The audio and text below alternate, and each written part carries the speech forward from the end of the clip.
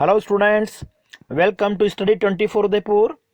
आज के इस वीडियो में हम अपकिरण के माप, विषमता के माप और परिघात, डिस्पर्जन, स्क्यूनेस और मूवमेंट से रिलेटेड कुछ क्वेश्चन से, मल्टीपल चॉइस क्वेश्चन से 20-25 मल्टीपल चॉइस क्वेश्चन से जिसे आज हम सोल्व करने वाले हैं। सबसे पहला जो आज का हमारा प्रश्न है, निम्न अपकिरण मापों में से कौन सा माप श्रेणी के सभी पद मूल्यों पर आधारित होता है। ठीक है, इनमें से कौन सा मेजर ऑफ डिस्पर्जन जो है वो सारी वैल्यू के ऊपर बेस्ड होता है। तो करेक्ट आंसर आपका हो जाएगा ऑप्शन सी। प्रमाप विचलन निकालने के लिए सभी पद मूल्य होना आवश्यक है, जबकि विस्तार और चतुर्थक विचलन के लिए अगर कुछ मूल्य पता नहीं है तब भी इनकी गणना की जा सकती है। नेक्स्ट है सेकंड, अंतर चतुर्थक विस्तार में समावेश होता है। अंतर चतुर्थक विस्तार क्या होता है? Q3 और Q1 दोनों का डिफरेंस होता है। और अगर हम किसी श्रेणी में अगर हम देखें, जैसे ये आपका Q1 हो गया जिसमें 25% मूल्य आएंगे, ये आपका Q2 हो गया जिसमें 50% वैल्यू हो गई है, फिर ये आपका Q3 75% वैल्यू, मतलब चारों को अगर आप देखोगे तो कितने हैं? 25% का हर एक भाग है। और Q3 और Q1 ये देखिए, ठीक है, Q1 और Q3 के बीच में कितने पद मूल्य आ जाएंगे? 50%, ठीक है, बीच के। तो करेक्ट आंसर आपका हो जाएगा ऑप्शन बी। मध्य के 50% पदों का जो समावेश है वो अंतर चतुर्थक विस्तार के अंतर्गत होता है। अगला है, एक सममिति बंटन में माध्य विचलन बराबर होता है। सिमेट्रिकल डिस्ट्रीब्यूशन, ठीक है, जिसमें क्या होता है? समांतर माध्य, मध्यिका और बहुलक एक्स बार, एम और जेड तीनों क्या होते हैं? इक्वल होते हैं। लेकिन यहाँ पे मीन डेविएशन जो है वो किसके इक्वल होगा? तो आपको ध्यान रखना है, 5 इंटू मीन डेविएशन जो होता है वो 4 इंटू स्टैंडर्ड डेविएशन के इक्वल होता है। इसका मतलब क्या हो गया? एम डी इक्वल टू क्या होगा? 4/5 इंटू स्टैंडर्ड डेविएशन। तो यहाँ पे करेक्ट आंसर आपका ऑप्शन डी। जो मीन डेविएशन होता है माध्य विचलन वो 4/5 स्टैंडर्ड डेविएशन, ठीक है, ये जो साइन है वो किसका है? स्टैंडर्ड डेविएशन का। तो स्टैंडर्ड डेविएशन का 4/5 होता है। अगला देखिए, एक प्रसामान्य वक्र के अधीन पद मूल्य x बार प्लस माइनस 3 सिग्मा में कितने पद आएंगे? ठीक है, प्रसामान्य नॉर्मल डिस्ट्रीब्यूशन जो कर्व होता है इसमें प्लस माइनस 3 सिग्मा में आ जाते हैं आपके 99.73 पद मूल्य आ जाएंगे। इसी तरीके से x बार प्लस माइनस 2 सिग्मा में आ जाते हैं लगभग 95% के आसपास, और x बार प्लस माइनस 1 सिग्मा में आ जाते हैं 67-68% के आसपास। तो करेक्ट आंसर आपका यहाँ पे पूछा हुआ है प्लस माइनस 3 सिग्मा, तो ये हो जाएगा 99.73।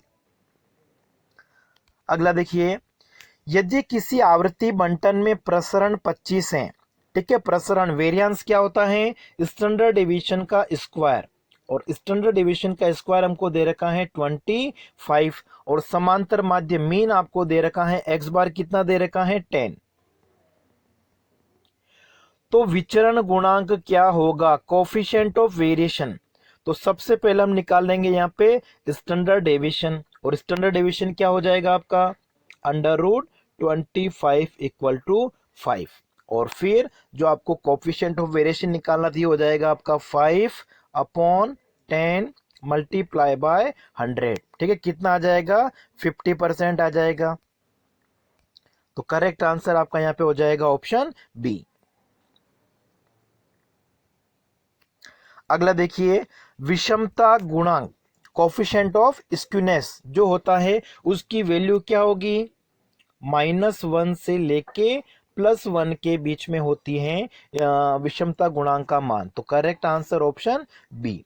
अगला देखिए, यदि प्रथम चतुर्थक 142 हो और अर्ध अंतर चतुर्थक विस्तार 18 हो तो बंटन को सममित मानते हुए मध्य का मूल्य, ठीक है, मध्य का मूल्य का मतलब हो गया आपको Q2 यहाँ पे निकालना है। Q1 कितना दे रखा है? 142। तो सबसे पहले हम यहाँ पे क्या करेंगे? Q3 निकालेंगे। अब देखिए यहाँ पे Q3 यहाँ पे आपको देखिए Q3 माइनस Q1 अपॉन 2 कितना दे रखा है 18। इसका मतलब क्या हो गया Q3 माइनस Q1 कितना होगा 2 मल्टीप्लाई बाय 18 इक्वल टू ये आपका हो जाएगा 36। मतलब Q3 और Q1 के बीच में डिफरेंस कितना है 36 का। अब आपको Q1 पता है कितना है 142, तो इसमें आप 36 प्लस कर दोगे तो क्या आ जाएगा Q3 आ जाएगा। तो 142 में अगर हम 36 प्लस करेंगे तो ये आपका हो जाएगा 178। और आपको निकालना है मध्य का मीडियन, तो मीडियन क्या होगा आप Q3 और Q1 दोनों को प्लस करके अपॉन 2 कर दीजिए। 178 प्लस 142 अपॉन 2, और इन दोनों को अगर हम प्लस करते हैं तो ये आपका हो जाएगा 170 310 320। 320 में हम क्या करेंगे 2 का डिवाइड कर देंगे, और 320 में अगर हम 2 का डिवाइड करेंगे तो कितना आ जाएगा 160। Correct answer option B. अगला देखिए, किसी आवृत्ति बंटन में बाउले का विषमता गुणांक 0.6 हमको दिया हुआ है। दोनों चतुर्थकों का योग कितना है 100। Q3 प्लस Q1 कितना है 100, और मध्य का मूल्य मीडियन या Q2 जिसको हम कहते हैं वो कितना दे रखा है 38। तो अपर चतुर्थक, ठीक है, अपर क्वार्टर मतलब Q3 की वैल्यू हमको यहाँ पे निकालनी है। तो देखिए बाउले का जो विषमता गुणांक है उसका फॉर्मूला क्या होता है Q3 plus Q1 minus 2 median upon Q3 minus Q1, और यहाँ पे गुणांक आपको दे रखा है कितना दे रखा है 0.6 दे रखा है। Q3 प्लस Q1 की वैल्यू आपको कितनी दे रखी है 100 दे रखी है, तो आप वैल्यू पुट करनी है यहाँ पे। ये हो जाएगा आपका 100 माइनस 2 इंटू मीडियन आपको कितना दिया हुआ है यहाँ पे हमको मीडियन दे रखा है 38 अपॉन Q3 माइनस Q1, तो इसको हमने लिख दिया Q3 माइनस Q1। अब देखिए इसको अगर हम सोल्व करेंगे तो Q3 minus Q1 equal to कितना आ जाएगा। देखिए 2 को आप 38 से मल्टीप्लाई कीजिए 76, और 100 में से 76 को माइनस करोगे तो कितना आ जाएगा 24। तो ये हो जाएगा Q3 minus Q1 equal to 24 upon 0.6, और इसमें अगर आप डिवाइड करोगे तो ये आपका आ जाएगा 40। मतलब Q3 और Q1 के बीच में डिफरेंस कितना है 40, और हमको यहाँ पे दे रखा है Q3 प्लस Q1 भी दे रखा है। Q3 प्लस Q1 कितना है Q3 प्लस Q1 आपको दे रखा है 100। ठीक है, Q3 माइनस Q1 कितना आ गया 40, और Q3 प्लस Q1 कितना है 100। बस इसको आप सोल्व कर लीजिए, तो ये तो देखो कैंसिल हो जाएगा। फिर आपका यहाँ पे क्या आ जाएगा 2Q3 इक्वल टू आ जाएगा आपका 140। तो Q3 इक्वल टू कितना हो जाएगा 140 में आप 2 का डिवाइड कर दोगे कितना आ जाएगा 70। करेक्ट आंसर हो जाएगा ऑप्शन सी। अगला देखिए 9th, किसी बंटन में दोनों चतुर्थकों का अंतर 3.1 है। Q3 माइनस Q1 कितना दे रखा है हमको 3.1, और Q3 प्लस Q1 कितना दिया हुआ है 72.67, और मध्य का मीडियन हमको दे रखी है 36.18। तो विषमता गुणांक क्या होगा, बिल्कुल सिंपल सा है। बस विषमता गुणांक का फॉर्मूला क्या होता है Q3 plus Q1 minus 2 into median upon Q3 minus Q1। तो देखिए यहाँ पे Q3 प्लस Q1 कितना दे रखा है 72.67, माइनस हो जाएगा ये 2 इंटू मीडियन कितनी है 36.18 में आप डिवाइड कर दोगे Q3 माइनस Q1, अंतर कितना दे रखा है 3.1। अब देखिए यहाँ पे 31.18 को आप 2 से मल्टीप्लाई कर दीजिए, 36 से छोड़िए यहाँ पे 36। तो 36 को अगर हम 2 से मल्टीप्लाई करेंगे 72.36 आएगा, और 72.36 को अगर हम 72.67 में से माइनस करेंगे तो ये आपका आ जाएगा 0.31। 0.31 में अगर हम 3.1 का डिवाइड करेंगे तो ये आपका आ जाना चाहिए 0.1। ठीक है, इसको आप सोल्व करके देख लेंगे तो आंसर आपका क्या आ जाएगा, ऑप्शन ए। अगला देखिए, विस्तार का गुणांक परिभाषित किया जा सकता है। विस्तार गुणांक क्या होता है, लार्जेस्ट वैल्यू में से जो स्मॉलेस्ट वैल्यू उसको माइनस कर दो और largest value plus smallest value. ठीक है, एल माइनस एस और एल प्लस एस, तो ये आपका हो जाएगा coefficient of range, option A. अगला देखिए, अपकिरण का माप दिए हुए वितरण की आवृत्तियों से स्वतंत्र होता है। ठीक है, जिसमें हम फ्रीक्वेंसी आवृत्ति का यूज नहीं करते, वो क्या होता है, विस्तार होता है, रेंज।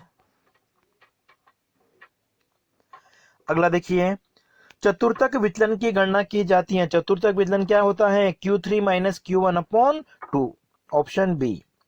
अगला है, विचलनों के वर्गों का न्यूनतम होगा जब लिया जाए। विचलन के वर्गों का योग हम देखें तो न्यूनतम कब होता है, जब ये समांतर माध्य से लिया जाता है। ठीक है, सिग्मा डी एक्स स्क्वायर जो है वो न्यूनतम कब होगा, जब ये किससे लिया जाए, एक्स माइनस एक्स बार, समांतर माध्य से अगर लिया जाता है तो। अगला है, माध्य से लिए गए विचलनों का बीजगणितीय योग सिग्मा डी एक्स जो होता है, अगर एक्स माइनस एक्स बार से लिया जाए तो कितना होगा, 0 होगा, 0, ऑप्शन सी। अगला है, कार्ल पियर्सन का विषमता गुणांक। ठीक है, coefficient of skewness, Karl Pearson का अगर हम देखें तो ये किसके इक्वल होता है, समांतर माध्य माइनस बहुलक अपॉन प्रमाप विचलन के। ठीक है, mean minus mode upon standard deviation, option आपका हो जाएगा ए।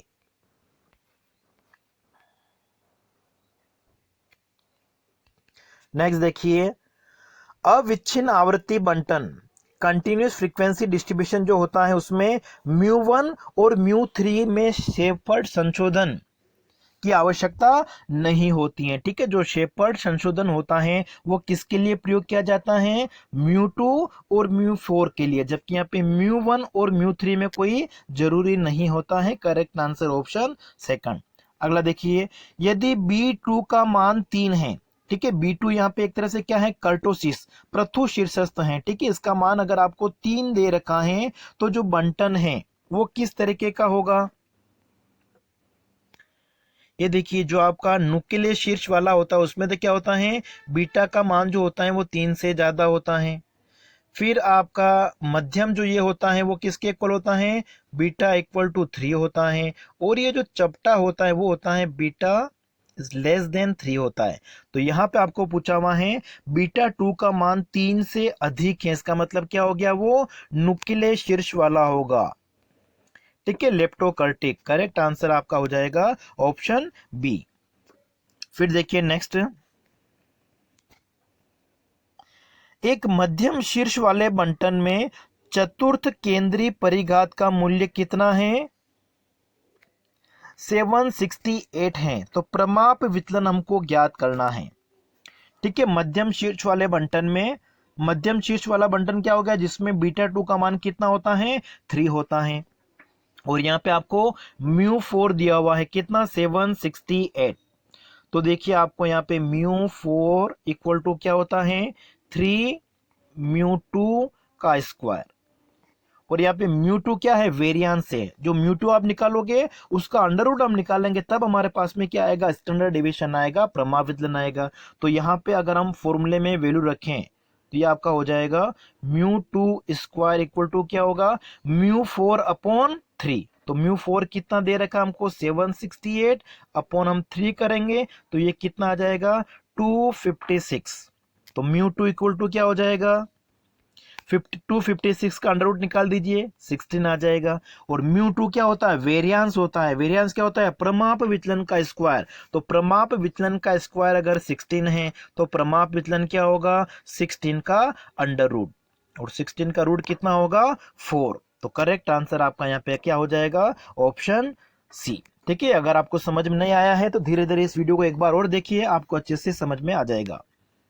अगला देखिए, यदि एक नुकीले शीर्ष वाला बंटन में प्रसरण का मान 9 है। ठीक है, प्रसरण क्या होता है मैंने अभी बताया आपको, वेरियांस। और नुकीले शीर्ष वाला क्या मतलब क्या हो गया कि यहाँ पे बीटा 2 जो है वो क्या है, 3 से ज्यादा है।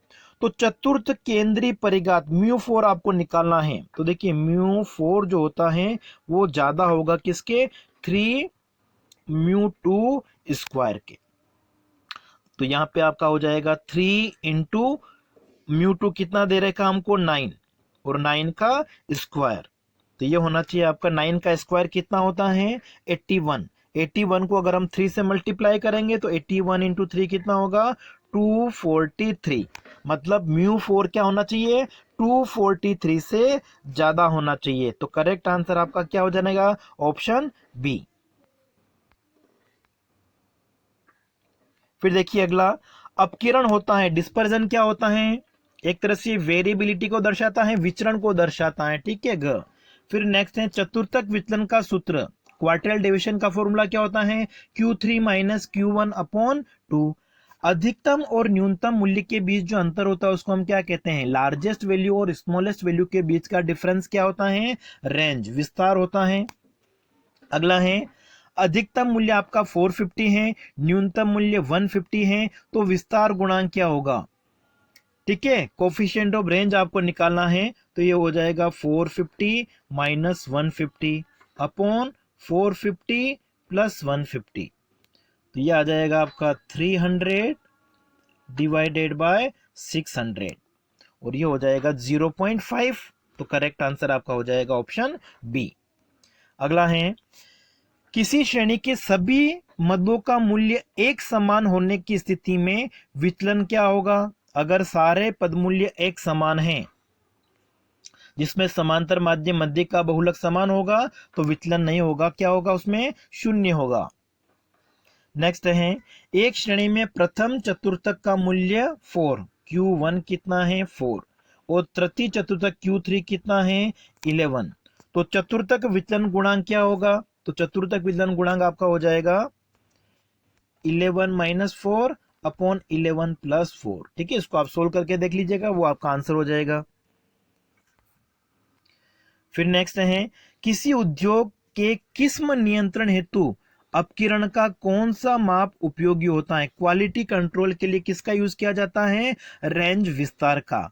और आज का जो हमारा अंतिम प्रश्न है, यदि किसी श्रेणी का अधिकतम मूल्य 50 और न्यूनतम मूल्य 0 है, तो श्रेणी का विस्तार गुणांक 50 minus 0 upon 50 plus 0 equal to 1। तो ये हो जाएगा आपका ऑप्शन क।